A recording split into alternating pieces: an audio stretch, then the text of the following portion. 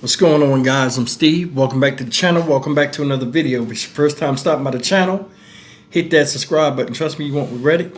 You're a returning subscriber as always, guys. Welcome back, and I do appreciate the support. It was 48 hours ago when the news broke about a horrific crime out there in Zebulon, North Carolina. Shout out Zebulon. Out there in Johnston County. I don't know why I keep saying Jackson County. Johnston County.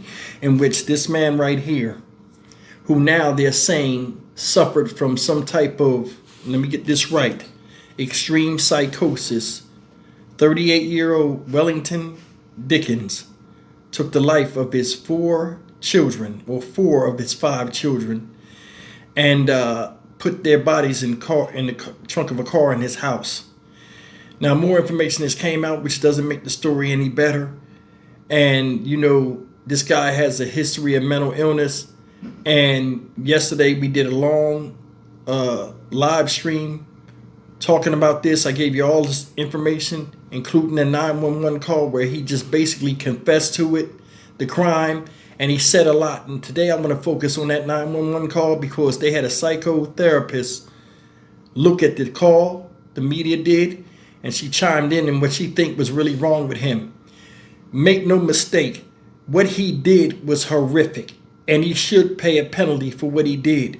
But being, in all honesty, part of me does feel sorry for this guy. He suffered insurmountable loss before taking the lives of his children. And I'm gonna tell you something, it's a saying, pressure ain't built for hips, it's built for shoulders. But it's only so much that a man can burden, and depending on his mindset, we get a reaction, be it positive or negative. Here's the story. Tonight, we have new perspective on the 911 call made by a man who confessed to murdering four of his children.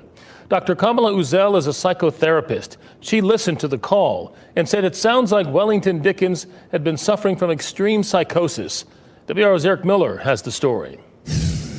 Wellington Dickens was briefly back in court here in Johnston County this afternoon, and hanging over this case, a key question. How could anyone do this? One expert is telling us tonight the answer may lie in Dickens' mental state and the trauma he endured. On the 911 call, Wellington Dickens is eerily calm. Okay, sir, what's going on? I killed my children. It's a lot to explain, but in a nutshell, it's all my fault. I'm not even gone. It's my fault. The father of four made the call late Monday, detailing the murder of his four children inside this Zebulon home. Okay, how did you do it? I beat on them sometimes. They didn't want to eat. I didn't force them to eat. I told them that it was a punishment not to eat. I did a bunch of different little things. Would this seem to be an extreme case, assuming this is psychosis? Definitely. So when Listening into that call, Durham psychotherapist Dr. Kamala Uzel says, in layman's terms, it sounds like Dickens had been suffering from a break from reality, and reality was starting to come back. So it doesn't seem that the crisis is going on at that moment, but it definitely seems like the crisis has occurred recently. I hear some delusions, maybe hallucinations. Uzel can't say what caused that break with reality, but trauma may have played a role. According to family, Dickens was an Iraq War vet and had recently suffered multiple deaths in the family, including his wife, who died during a miscarriage last year. Depending on the severity of the trauma, sometimes psychosis will follow with that post-trauma. And what made you want to do this?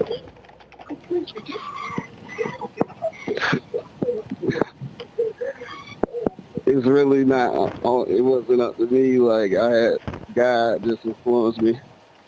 Like, that's it. It wasn't me because I got nervous and I didn't do it when I was supposed to. And I was being a coward.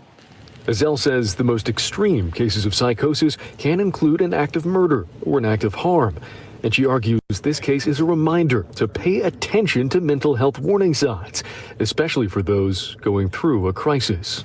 If you feel that someone is in danger or you feel that someone is experiencing a mental health crisis, I urge everyone to seek help for that person. Azell points to crisis lifelines, especially those tailor-made for veterans, as good resources and good starting points to get someone help when they need it. In Johnston County, Eric Miller, WRAL News. Guys, that's what the psychoanalyst said. Said he was in a warped sense of reality. Whatever she say, but I'm going to be honest with you. You know, a lot of y'all might be shocked me saying, hey, you know, I feel sorry for him for a little bit. And the reason why is the sound of his voice. It tells you a lot about the depression and anguish he was going through as a man. I know that voice. I know that feeling. You know what I'm saying? That's what's got me to the point. I sunk low. Got me to the point where I wound up going to prison for doing some stupid stuff because I wasn't in my right mind. Either way, man, I mean, it's reality out here. There are a lot of people that are suffering in silence, not just children or victims of domestic violence. There are a lot of people that should seek help but don't, or maybe don't know how, or don't want to be seen as weak. Because if you paid attention to the 911 call, he said, she asked him, why now? Why are you saying this now? He said, well, God, you know, was getting on him. And he was supposed to do it a long time ago when it happened. But he was too scared to come forward. He was being a punk. And, you know, just trying to hide and keep the stuff hidden. But it got to the point where you can't keep it hidden. The house stinking. Neighbor said he opened the garage door one time. And one of the neighbors, the next door neighbor's sons was like, man, I'm about to throw up, something stinking there. So he know he couldn't keep living in there with the smell like that. And I'm more than sure that was a mitigating factor to him calling and just telling on himself because he's not going to get away with it. Then another thing is you got a 3-year-old baby that you spared for some odd reason, which was a good thing. He's in there breathing that stuff and all this stuff. In the press conference, they said you could see signs of struggle in the house where he tried to clean up the crime scene. All of them children were killed in the house. What did he say? The ages was what? 4, 6, 9? No. 6, 9, 10, and 18 years old. Did you think about that? Them kids was scared of this dude, especially the 18-year-old. He died last. So you know these other kids, imagine the things he witnessed. And he never ran, never called for help. Even if he probably didn't have a cell phone. But I mean, he never tried to flee. This whole thing is just buck wild, man. But I mean, this guy was suffering and he should have got help. But I'm going to tell you something. I was thinking about this heavy because, like, if you listen, he told you what he did. He starved them and beat them as punishment when they got on his nerves. With a warped sense of reality, like the lady said. We don't know how long that lasted. First 2 children that was killed is his baby girls. The 3rd little boy that was killed was the son named after him. The 4th, he's the 3rd. Then he killed his stepson, his wife's child. Now, last night, somebody mentioned something I went back and looked. Somebody mentioned something in the live stream comments. And they said maybe they was Jehovah's Witnesses.